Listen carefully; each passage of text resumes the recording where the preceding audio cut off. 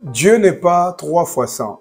Vous allez comprendre dans cette vidéo parce que nous allons parler sur que ton nom soit sanctifié. Pourquoi Jésus dit à ses disciples, lorsque vous priez, dites notre Père qui es aux cieux, que ton nom soit sanctifié. C'est nous qui devons sanctifier le nom de Dieu ou bien c'est Dieu qui doit nous sanctifier. Pourquoi Jésus demande à ses disciples de dire que ton nom soit sanctifié? Et que veut dire que ton nom soit sanctifié? C'est ce dont nous allons parler dans cette vidéo. Que Dieu vous bénisse énormément. Je sais que vous allez bien par la compassion de Christ. Likez déjà la vidéo pour permettre à ce que la plateforme la montre aussi à d'autres personnes. Vous participez aussi à l'évangélisation. Que Dieu vous bénisse. Comprenez que sanctifier vient du mot saint. Et saint veut dire différent. C'est tout ce qui appartient au domaine de la divinité. C'est ce qui doit être mis à part, séparé de l'ensemble du monde profane. Être saint veut dire différent, différent du monde qui est profane. Être saint, c'est ce qui doit être mis à part. Ce qui veut dire Dieu a quelque chose d'intangible et de redoutable. Ce qui fait en sorte que celui qui veut s'approcher de lui doit remplir une certaine condition. Il doit se soumettre à certaines démarches. Par exemple, Moïse, les jours où il voulait s'approcher du buisson ardent, Dieu lui dit, ôte tes sandales de tes pieds, parce que les lieux sur lesquels tu te tiens, c'est un lieu saint. Nous allons lire une portion des Écritures pour très bien enchérir ce dont nous parlons maintenant. Ésaïe chapitre 6, le verset 1. Écoutez ce que la Bible nous dit. L'année de la mort du roi Osias, j'ai vu le Seigneur assis sur un trône élevé, et les pans de sa robe remplissaient les temples. Des séraphins s'éteignaient au-dessus de lui. Ils avaient chacun 6 ailes, 2 dont ils se couvraient la face, 2 dont ils se couvraient les pieds, et 2 dont ils se servaient pour voler. Ils criaient l'un à l'autre et disaient, Saint, Saint, Saint est l'Éternel des armées. Toute la terre est pleine de sa gloire. Les portes furent ébranlées dans leur fondement par la voix qui retentissait et la maison s'est remplie de fumée. Alors j'ai dit, malheur à moi, je suis perdu, car je suis un homme dont les lèvres sont impures.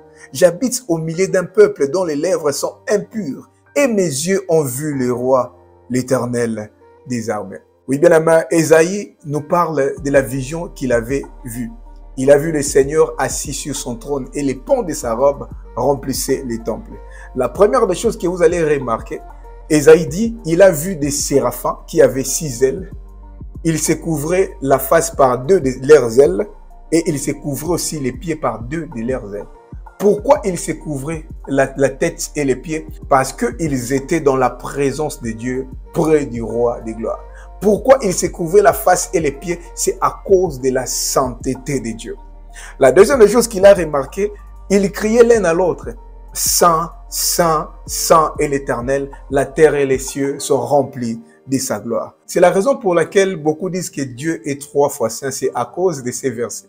Dieu n'est pas 3 fois saint. Quand on dit saint, saint, saint 3 fois, cela explique quelque chose. Parce que les chiffres 3 dans la Bible expriment la totalité. Parce que même lorsqu'on parle de l'univers dans sa totalité est composé de 3 choses. La matière, l'espace et le temps. Même le temps est composé de 3 choses. Les passés, les présents et les futurs. La matière se compose de 3 choses majeures. Les liquides, les solides et les gazés. Même l'espace aussi. On voit la longueur, la largeur et la hauteur. Même en Dieu, il y a 3 personnes. Il y a la Trinité, le Père, le Fils et le Saint-Esprit. Il y a 3 choses aussi qui caractérisent Dieu. Dieu est omnipotent, omniscient, omniprésent. En l'homme aussi, il y a 3 dimensions. Il y a le corps, il y a l'âme et il y a l'esprit. Les 3 régnements de Pierre symbolisent toutes les fois où Pierre a été infidèle à son maître. Même lorsqu'on veut mettre en garde quelqu'un, on lui dit attention, attention, attention. Cela ne veut pas dire qu'on lui met en garde 3 fois. Non. On lui demande simplement d'accorder la totalité de son attention sur quelque chose. Cela veut dire, lorsque la Bible dit Dieu est saint, saint, saint, c'est pour signifier qu'en Dieu, il y a la totalité de la sainteté. En Dieu, il y a la plénitude de la sainteté. C'est pourquoi les séraphins criaient l'un à l'autre, saint, saint, saint et l'Éternel. Dieu n'est pas 3 fois saint, mais Dieu est saint, saint, saint, saint, saint, jusqu'à l'infini. Cela veut dire aussi que les séraphins répètent cela parce que à chaque fois, lorsqu'ils regardent Dieu, ils trouvent que Dieu est saint. Et la seconde qui suit après, ils trouvent qu'il est encore saint. C'est-à-dire, comme je vous ai dit au début, saint veut dire différent. C'est-à-dire, lorsqu'ils regardent Dieu, ils trouvent qu'il est différent en bonté. Dieu est extrêmement bon. Et la seconde qui suit après, ils trouvent que non, Dieu, il n'est pas seulement différent en bonté, même en amour. Il nous aime tellement, il est différent même en amour. Et la seconde qui suit après, lorsqu'il regarde encore Dieu, il trouve que non, non, non, non, il est différent même en patience. Dieu est tellement patient envers nous. Et ça continue comme ça. C'est-à-dire, à chaque fois, lorsqu'on regarde Dieu, on trouve que Dieu est toujours différent. Les matins, il te montre qu'il est différent, il te réveille. La journée, il te montre qu'il est différent par sa manière de te protéger. Les soirs, il te montre qu'il est différent par sa manière de veiller sur ce que tu fais, sur ce que tu entreprends. C'est sur cette raison que vous allez remarquer au verset 5, Ésaïe commence à s'apitoyer sur son sort. Écoutez ce qu'il dit. Il dit, « Malheur à moi, je suis perdu, car je suis un homme dont les lèvres sont impures. J'habite au milieu d'un peuple dont les lèvres sont impures, et mes yeux ont vu le roi, l'Éternel des armées. » Qu'est-ce qui lui fait dire qu'il est impur, qu'il a des lèvres qui sont impures? La sainteté de Dieu. Il trouve Dieu est tellement différent que lui-même, il se sent sale, il se sent souillé.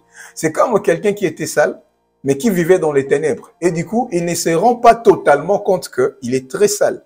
Mais lorsque vous amenez cette personne dans un lieu où il y a une forte lumière, c'est par là que la personne va se rendre compte, mais c'est moi qui suis très sale ici. C'est comme ça aussi avec nous. Parfois, tu vis dans l'impureté, tu vis dans la saleté. Tu ne te rends pas vraiment compte. Mais lorsque tu t'approches de la présence de Dieu, la présence de Dieu met devant nous comme une forme de miroir qui va réfléchir ton image. Tu vas te rendre compte que Dieu est tellement saint que cela va te pousser à te remettre en question, de te regarder toi-même, de te voir très différent de la sainteté de Dieu. Et c'est ce qui pousse beaucoup même à pleurer dans la présence de Dieu. C'est ce qui pousse beaucoup même à trembler dans la présence de Dieu. Il trouve que Dieu est tellement différent de lui. Parfois, lui, il est méchant. Mais Dieu est tellement amour, il se trouve que non, non, non, je suis très différent de Dieu. Et c'est cette sainteté qui nous pousse à nous repentir. C'est-à-dire de nous forcer à devenir comme ce que nous voyons dans la présence de Dieu. Lorsque Jésus dit à ses disciples, lorsque vous priez, dites notre Père qui es aux cieux, que ton nom soit sanctifié. Il ne demande pas à ses disciples de réciter cette prière comme beaucoup le font. Non, il nous demande simplement de comprendre la substance, de comprendre la quintessence de ces paroles. C'est juste un modèle. Que ton nom soit sanctifié veut dire, lorsque tu pries, tu dois sanctifier le nom de Dieu. C'est-à-dire, tu dois comprendre à quel point Dieu est différent dans le monde, dans ta vie, dans tout ce qu'il fait. Et tu dois proclamer cela. Il dit, notre Père qui es aux cieux, que ton nom soit sanctifié.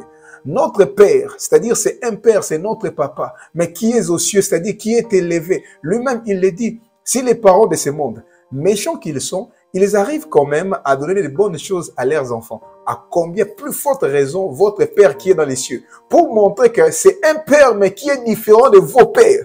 Si vos pères célestes arrivent quand même à donner de bonnes choses, mais il faut savoir qu'ils sont méchants. Mais moi, je suis bon, je suis amour. Si eux le font, moi qui suis différent d'eux, je ferai encore plus. Et lorsque tu pries, tu dois proclamer cela. Oh Dieu, tu n'es pas comme les pères de ce monde. Tu ne donnes pas comme les pères de ce monde. Les pères de ce monde, lorsqu'ils pardonnent, il y a des moments où il va ressasser encore le passé. Il va te dire ce que tu avais fait l'année passée. Mais lorsque toi, tu pardonnes, toi, tu oublies. Tu es différent des rois de ce monde. Parce que les rois de ce monde disent, avant que tu deviennes roi, tu dois d'abord me tuer. Mais toi, tu es le roi des rois. Tu t'es offert à nous. Tu t'es donné comme un sacrifice pour que nous devenions des rois. C'est pourquoi la Bible dit, tu as fait de nous un royaume des sacrificateurs. C'est ça. Sanctifier le nom de Dieu. Comprendre comment Dieu est différent de tes parents. Comment Dieu est différent de tes amis. Tes amis t'ont trompé. Tes amis t'ont trahi. Tes amis t'ont abandonné. Mais Dieu n'abandonne pas. Il est l'ami fidèle. Il n'est pas comme les autres. Donc, cela te pousse maintenant à vénérer Dieu. Cela te pousse maintenant à élever Dieu, à adorer Dieu. Donc, que ton nom soit sanctifié, c'est l'expression d'un souhait ou d'un désir de la part de l'adorateur que le nom de Dieu ou Dieu lui-même soit tenu dans une vénération appropriée. Donc, parce que lorsqu'on parle du nom dans la Bible, c'est la personne elle-même. Que ton nom soit sanctifié, c'est le souhait d'un adorateur pour que le nom de Dieu soit placé au-dessus de tout. Pour que le nom de Jésus soit vénéré d'une manière appropriée. Si Jésus lui-même, il dit à ses disciples, il nous dit, lorsque vous priez, vous devez sanctifier le nom de Dieu, c'est-à-dire vous devez adorer Dieu, parce que Dieu aime l'adoration. La Bible dit, il siège au milieu des louanges d'Israël. Dieu aime l'adoration. C'est pourquoi, lorsque tu veux prier, tu dois commencer d'abord par adorer Dieu. Vous allez voir dans cette prière de notre Père, il y a beaucoup de demandes après. Donne-nous notre pain quotidien, ne nous soumets pas à la tentation, et voilà. Mais avant de faire toutes ces demandes, tu dois d'abord adorer Dieu. Malheureusement, il y a beaucoup d'enfants de Dieu, comme il a tellement de problèmes, il ferme les yeux, directement il commence à demander, donne-moi, fais ceci pour moi. Non, tu dois d'abord commencer par adorer Dieu, à toucher son cœur, parce que Dieu aime qu'on puisse sanctifier son nom. Et parfois, Dieu fait expressement des choses dans nos vies pour que nous puissions les sanctifier. Pour qu'on se dise, non, ça ce n'est pas les hommes. Les hommes ne peuvent pas faire ça. Ça, c'est Dieu. Nous savons comment l'homme fait des choses. Mais la manière dont cette chose a été réglée, c'est tellement différent que l'homme ne peut pas faire ça. Ça émane de Dieu. C'est pourquoi la Bible dit, dans Romains chapitre 9, verset 17, écoutez, « Car l'Écriture dit à Pharaon, « J'ai été suscité à dessein pour montrer en toi ma puissance et afin que mon nom soit publié par toute la terre. » Donc, Dieu a fait tout ce qu'il a fait en Égypte pour que son nom soit publié, pour que son nom soit sanctifié. Parfois, Dieu complique les situations. Les enfants d'Israël voulaient sortir, mais Dieu dit à Moïse, va parler à Pharaon, mais moi je vais endurcir encore son cœur. Pourquoi? Je vais manifester ma gloire et ma puissance dans ces pays pour que mon nom soit publié, pour que mon nom soit sanctifié. Parfois, Dieu complique les situations.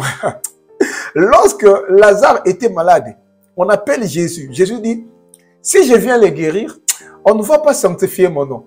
Parce que le médecin aussi guérisse. Je vais attendre que la situation devienne impossible pour que lorsque je vais agir, que tout le monde puisse sanctifier mon nom. Pour que tout le monde puisse dire non, non, non, non, non, non, non, non, non. Cette guérison est particulière. Mais ça, c'est Dieu qui peut faire ça. Comme ça, ils vont sanctifier mon nom. Oh, je ne sais pas par quel moment tu passes dans ta vie. Parfois, Dieu complique encore les situations. Parfois, Dieu fait en sorte que les combats deviennent encore très rudes pour que la victoire soit belle, afin que nous glorifions encore son nom. Laisse que Dieu fasse des choses dans ta vie pour que tu puisses glorifier le nom de Dieu. Que tu te dises ça, moi ici, non. Parce que si cela dépendait que de mes études, mais je ne serais pas là. Si cela dépendait que de la couleur de ma peau, je ne serais pas là. Ça, ce n'est que la grâce de Dieu. Ça, c'est Dieu qui peut faire ça. C'est ce que Dieu aime dans nos vies. Et vous allez le voir même dans Luc chapitre 5, verset 4. On nous parle de Pierre. Écoutez, la Bible dit, lorsqu'il eut cessé de parler, il dit à Simon, avance en pleine eau et jette vos filets pour la pêche. Simon répondit, maître, nous avons travaillé toute la nuit sans rien prendre, mais sur ta parole, je jetterai les filets. L'ayant jeté, ils prirent une grande quantité de poissons et leur filet s'est rompé. Ils firent signe à leurs compagnons qui étaient dans l'autre barque de venir les aider. Ils vinrent et ils remplirent les deux barques au point qu'elles s'enfonçaient. J'aime maintenant le verset 8. Quand il vit cela, Simon-Pierre tomba aux genoux de Jésus et dit, « Seigneur, retire-toi de moi, parce que je suis un pécheur. » Qui a dit à Pierre qu'il est un pécheur? Il a vu tellement la manière dont Dieu a agi. Il s'est dit, non, non, non, non, Dieu est différent. Nous sommes des experts en pêche. Oui, on a travaillé toute la nuit sans rien prendre, mais lui, il est venu. Il me dit simplement, avance en pleine eau. Et voilà les poissons que j'ai attrapés. Non, non, non, il est tellement saint. Oui, Dieu fait expressement des choses dans nos vies pour que nous puissions sanctifier le nom de Dieu. Parfois, Dieu réalise des choses dans nos vies pour que nous nous disions que non, je suis un pécheur. Il t'est déjà arrivé, Dieu fait tellement de choses dans ta vie, tu te dis, mais qu'est-ce que je t'ai fait pour réaliser toutes ces choses? Non, moi je suis mauvais. Dieu m'aime tellement. Dieu m'aime tellement. Dieu te montre tellement son amour que au point où tu commences à te dire toi-même, moi aussi je dois l'aimer comme lui il m'a aimé. Craindre Dieu ne consiste pas à avoir peur d'aller en enfer. Craindre Dieu ne consiste pas à avoir peur de Dieu. Non.